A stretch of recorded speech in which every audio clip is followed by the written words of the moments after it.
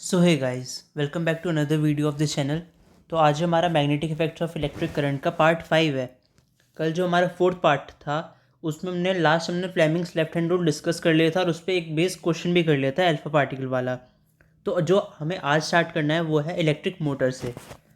तो यहीं से स्टार्ट कर लेते हैं direct. Electric motor.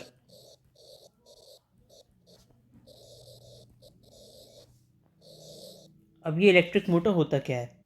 Electric motor एक ऐसा डिवाइस होता है जो इलेक्ट्रिकल एनर्जी को मैकेनिकल एनर्जी में कन्वर्ट कर देता है। क्या चीज़? इलेक्ट्रिकल एनर्जी को मैकेनिकल एनर्जी में। Electrical energy into mechanical energy, ये कन्वर्ट कर देता है।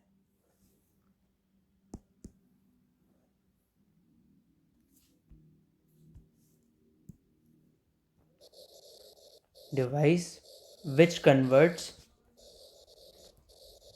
ठीक है। तो ये मोटर का काम होता है ये करने का।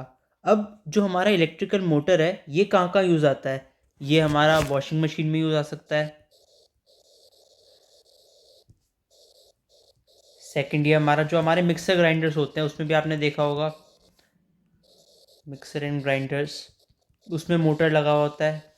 और जो आपकी कार्स होती हैं या आपकी एक्टिवा, जो भी आपके टू व्हीलर्स या फोर व्हीलर्स हैं, तो इन सब में जो आपका हर एक व्हील होता है जो वो रोटेट करता है, वो करता है मोटर की वजह से रोटेट, ठीक है।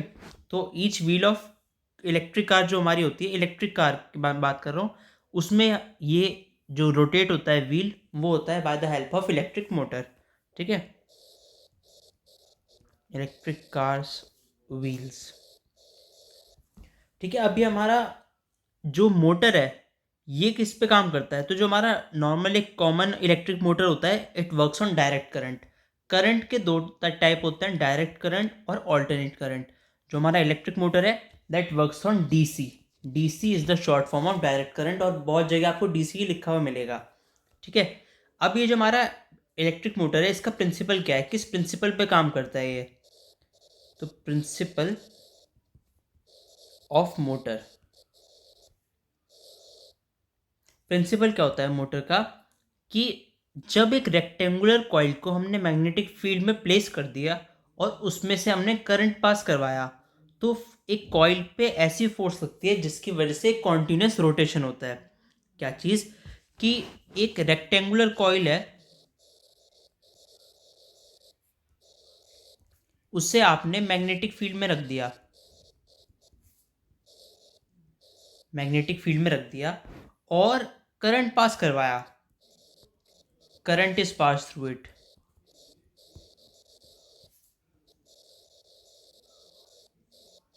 तो जब करंट पास करवाया तो जो कॉइल है हमारी, जो हमने मैग्नेटिक फील्ड पे रखी थी, उस पर फोर्स लगेगी जिसकी वजह से वो कॉन्टिन्यूस रोटेशन होगा।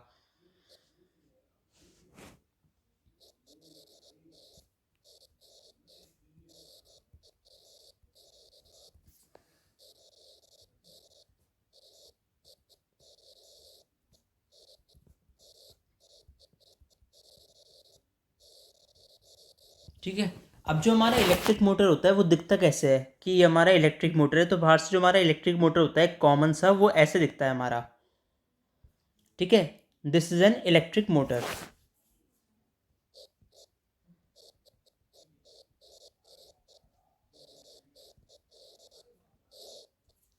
ठीक है। ये ऐसा डिवाइस होता है। अब इसकी कंस्ट्रक्शन कैसे होती है कि अंदर से जो एक इलेक्ट्रिक मोटर होता है उसमें क्या क्या हमारे कंपोनेंट्स जुड़े हुए होते हैं, जो और उनके काम क्या होते हैं। तो जो हमारा एक इलेक्ट्रिक मोटर होता है वैसे असल में वो अंदर से ऐसा होता है कुछ, ठीक है। उसमें ये स्प्लिट रिंग्स लगी हुई हैं, दो ब्रशेस भी हैं, एक एक्सेल है, और नॉर्थ और साउथ ये पोल्स हैं, एक ये पूरा सर्किट बना हुआ है, और इन सब का ही एक वर्क होता है जिसकी वजह से हमारा इलेक्ट्रिक मोटर इजीली काम कर सकता है। तो इसमें क्या क्या काम करने वाले हैं और कंपोनेंट्स हैं और क्या क्या उनके यूटिलिटी है कि वो किस चीज़ में काम आते हैं। सो फर्स्ट चीज़ जो हमारी है वो है यहाँ पे जो हमें प्रेजेंट है, आप देख रहे हो स्प्लिट रिंग्स, ठीक है। Split rings. तो ये स्प्लिट रिंग्स क्या है? हमारी स्प्लिट रिंग वो डिवाइस होता है जो कि सर्किट में डायरेक्शन रिवर्स करता है करंट की। क्या चीज़? किसी सर्किट में करंट की डायरेक्शन रिवर्स करने के लिए। स्प्लिट रिंग्स, इन्हें हम कहते हैं कॉम्यूटेटर। ठीक है, और क्या काम है इनका? A device which is used to, क्या करने के लिए यूज होता है? To reverse the direction of current in the circuit.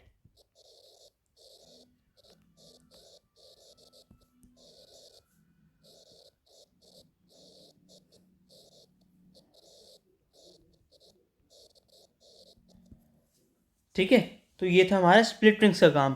अब हमारा नेक्स्ट चीज आती है, आप देख रहे हैं यहाँ पे लिखा है ब्रशेस एक्स एंड वाई। ये ब्रशेस एक्स एंड वाई, तो इन ब्रशेस का क्या काम है? ये ब्रशेस जो ये होते हैं कार्बन के ब्रशेस। किस चीज़ के? कार्बन के। और इनका काम क्या होता है वो डिस्कस कर लेते हैं।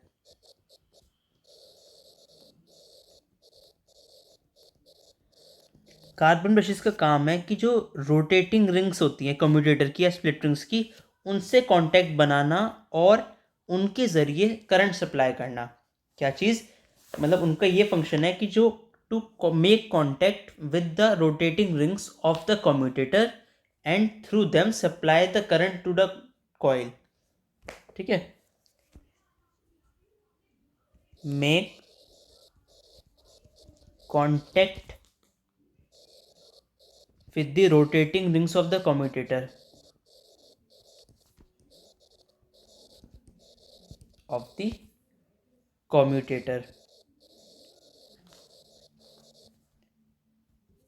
and through them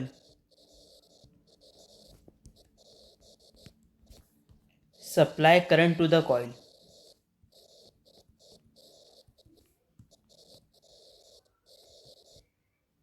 current to the coil, sorry.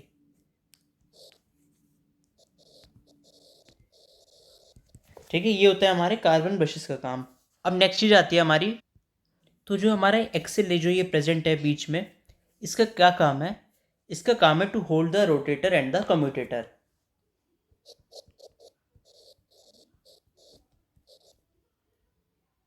Hold the rotator and the commutator.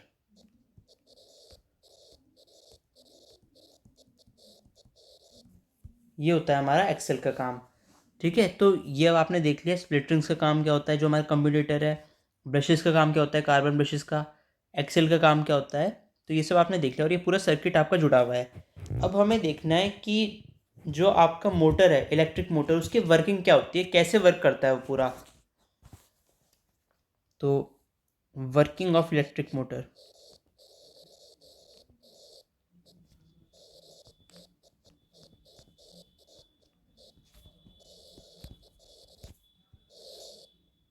ठीक है, तो इलेक्ट्रिक मोटर जो होता है हमारा, तो वो डिस्कस करने के लिए पहले हम दोबारा उसका डायग्राम देख लेते हैं। तो ये है हमारा एक इलेक्ट्रिक मोटर का। ठीक है, तो अब इसमें क्या होता है कि जब आपका एक आप करंट पास करवाएंगे रेक्टेंगुलर कॉइल में, तो जो करंट है उसकी वजह से एक मैग्नेटिक फील्ड जनरेट होती है कॉइल के अराउंड। क्या चीज़? करंट पास करवाया, एक मिनट, ऑन पासिंग करंट,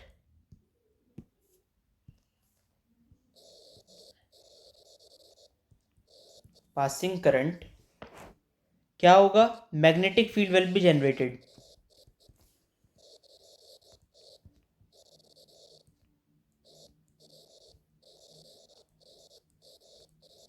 अब ये जो मैग्नेटिक फील्ड है वो इंटरेक्ट करती है, जो मैग्नेटिक फील्ड है करंट कैरिंग कॉइल की, और उसकी वजह से जो आपका कॉइल है वो कॉन्टीन्यूसली रोटेट होना शुरू कर देता है। ठीक है, आपका जो कॉइल है, अब रेक्टेंगुलर कॉइल कौन सा है? ये जो आपका ये दिख रहा है आपको ABCD, ये पूरा, ये वाला, एक मिनट, ये जो आपका है पूरा रेक्टेंगुलर कॉइल है, ये रोटेट करना शुरू कर देता है।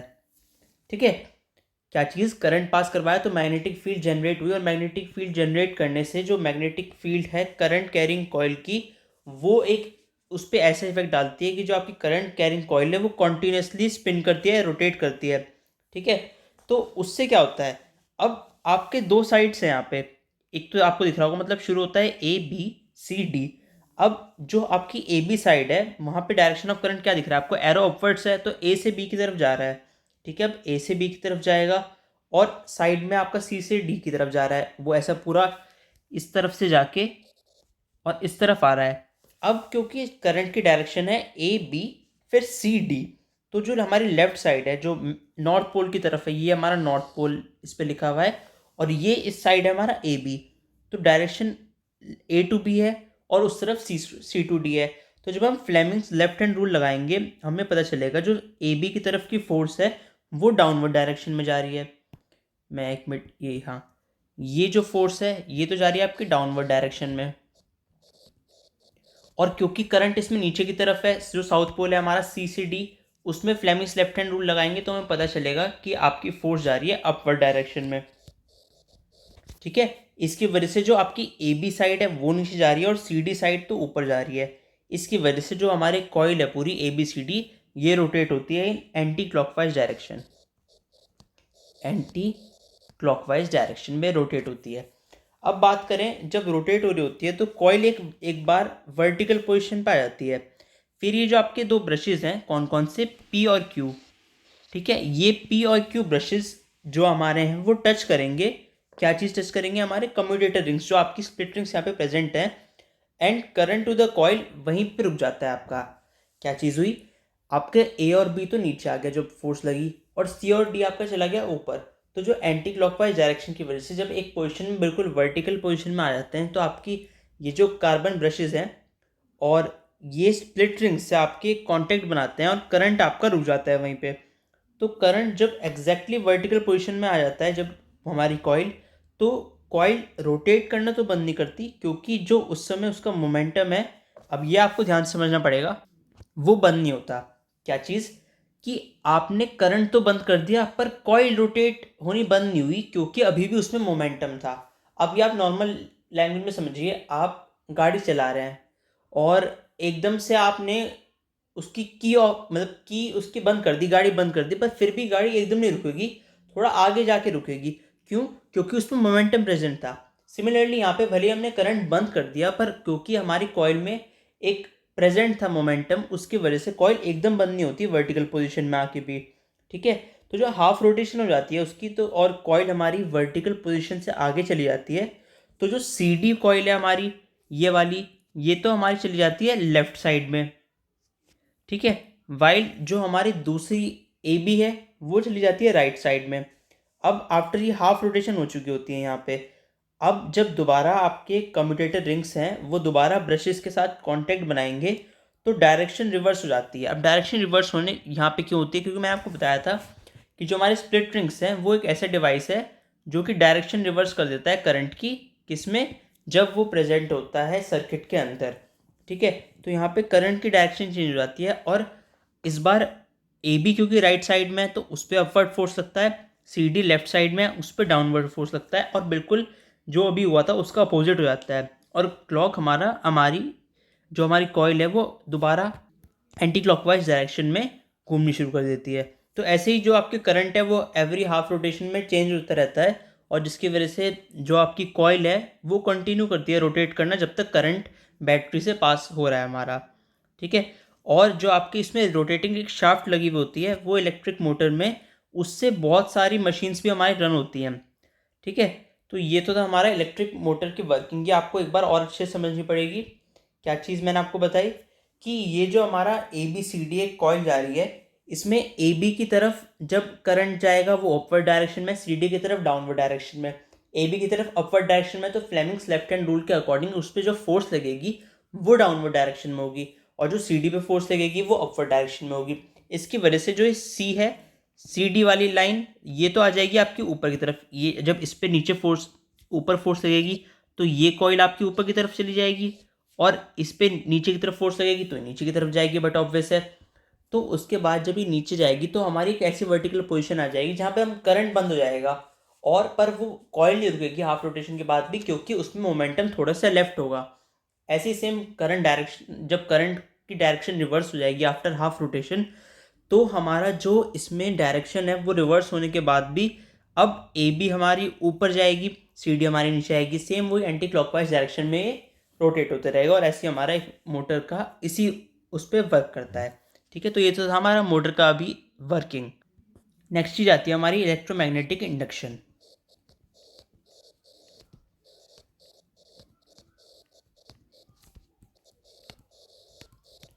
इलेक्ट्रोमैग्नेटिक इंडक्शन क्या होता है हमारा electromagnetic induction? Electromagnetic induction is the production of electricity from magnetism. ठीक है, production of electricity from magnetism.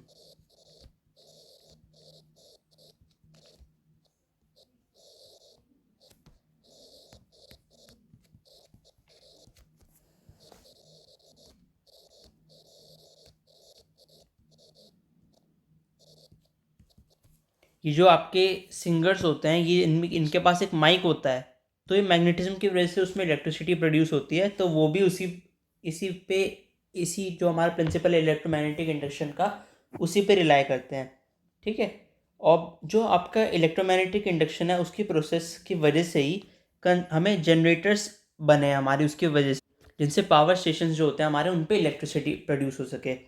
ठीक है, अब जो एक सर्किट होता है उसमें करंट की हमें प्रेजेंस जाननी होती है कि उसमें करंट है या नहीं। आपको करंट मेजर करने के लिए आपको पता है एमीटर की ज़रूरत होती है, लेकिन अगर आपको ये जानना है कि करंट प्रेजेंट है या नहीं, प्रेजेंस ऑफ करंट डिटेक्ट करनी है आपको इन अ सर्किट, तो एक डिवाइस काम आता है दैट इज गैल्वेनोमीटर। ठीक है, galvanometer is an instrument which can detect the presence of electric current in a circuit. ये होता है हमारा गैल्वेनोमीटर का काम। ठीक है, अब जो नेक्स्ट टॉपिक है वो तो हम कल स्टार्ट करेंगे। फिलहाल आज के लिए इस वीडियो में इतना ही। हमने इलेक्ट्रिक मोटर डिस्कस कर लिया, उसका प्रिंसिपल क्या होता है, कहाँ वो काम आता है, ऐसा दिखता है, उसका डायग्राम ऐसा है, और उसके कंपोनेंट्स का क्या काम है, उसकी वर्किंग भी डिस्कस कर लिया हमने, और हमने बस स्टार्ट किया इलेक्ट्रोमैग्नेटिक इंडक्शन। सो फिलहाल आज के लिए इस वीडियो में इतना है। Thanks for watching this video. कोई भी आपका सजेशन हो तो please comment down below, and if possible please subscribe the channel. Thank you.